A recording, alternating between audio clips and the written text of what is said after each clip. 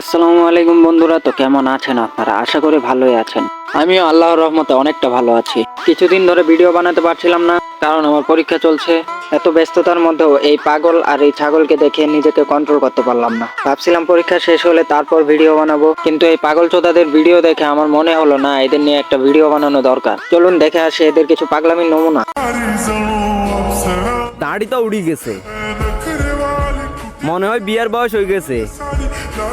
Mention করেন আপনার বাবিকে, কবে বিয়ে করবো আরে।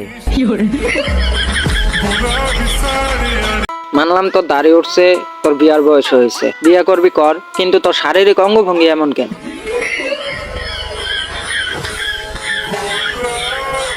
তোর এই অঙ্গভঙ্গি দেখার পর দেখ তোর জাত ভাইয়ের অবস্থা।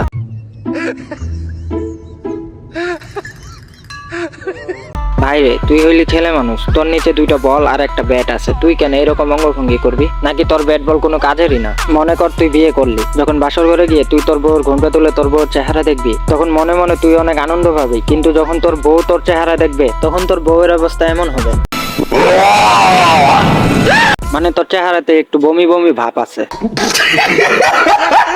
এরপর রয়েছে আরেকটা প্রতিবন্ধী, যে তার ভিডিওতে কিছু করুক আর না করুক এরকম ঠিকই করবে।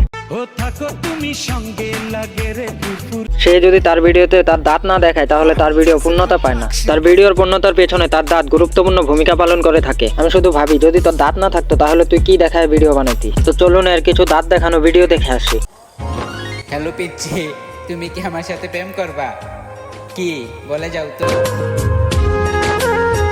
মেয়েদের চয়েস এতটাও খারাপ না যে তোর মতো প্রতিবন্ধীর সাথে প্রেম করবে। আর যদি কোনো মেয়ে তোর সাথে প্রেম করেও, তাহলে সেই মেয়েটাও তোর মতো প্রতিবন্ধী হবে। ছোটবেলায় একটা প্রবাদ শুনছিলেন না, রতনে রতন চিনে, তেমনি এক প্রতিবন্ধী তো আরেক প্রতিবন্ধীকেই চিনবে। কারণ একটা সুস্থ মস্তিষ্কের মেয়ে কখনোই তোর মতো একটা প্রতিবন্ধীর সাথে প্রেম করবে না। আচ্ছা, আমি যদি তোমার ভাই হই তাহলে তুমি আমার কে?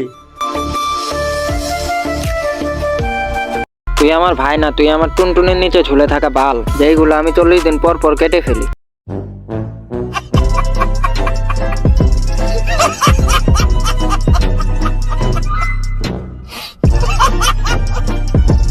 আর এইসব আবল তাবল আর ফালতু টিকটক ভিডিও দেখার পর আমার পাশের বাড়ির কুকুর যা করে,